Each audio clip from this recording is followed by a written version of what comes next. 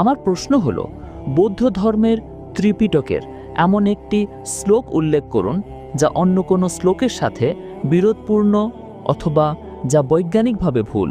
ভাই একটি প্রশ্ন করেছেন যে তিনি একজন নাস্তিক এবং তিনি ইসলাম গ্রহণ করবেন যদি আমি তার প্রশ্নের উত্তর দিতে পারি।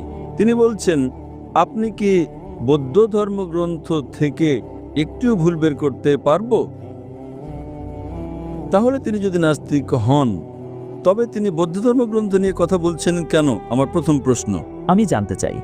জয় হোক, আমি এখানে ধর্মগ্রন্থে ভুল বের করতে আসিনি, কিন্তু যেহেতু আপনি জিজ্ঞাসা করেছেন, বৌদ্ধ ধর্মের প্রধান দর্শন 4টি মহৎ সত্যের উপর ভিত্তি করে প্রতিষ্ঠিত। আপনি কি বুদ্ধের 4টি মহৎ সত্যের কথা শুনেছেন?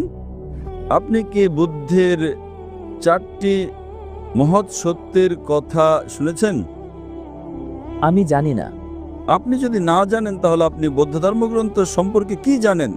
যদি কেউ বলে আমি কোরআন জানি, আপনি কি কুল হুয়াল্লাহু আহাদ জানেন? আমি জানি না। সূরা ফাতিহা জানি না।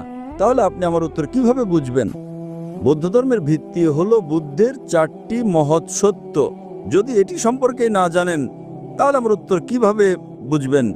আপনি বুদ্ধের 4টি মহৎ সত্য জানেন কি? বৌদ্ধ ধর্মের 4টি সত্য কি কি? কিন্তু আপনি যদি তা নাই জানেন তাহলে সেগুলো সঠিক না ভুল কিভাবে বুঝবেন? যাই হোক, আমি আপনার মতো নই। কিন্তু আমি ত্রিপিটক গ্রন্থের শ্লোকের ভুল সম্পর্কে জানতে চেয়েছি। ত্রিপিটক হলো বৌদ্ধ ধর্মগ্রন্থগুলোর মধ্যে একটি। বৌদ্ধ ধর্মগ্রন্থে ধম্মপদ সহ আরো অনেক কিছুই রয়েছে, কিন্তু আমি মৌলিক বিষয় নিয়ে আলোচনা করছি, আরো ভালো মৌলিক বিষয়। এখন বুদ্ধের মতে তিনি বলেছেন যে 4টি মত সত্য রয়েছে।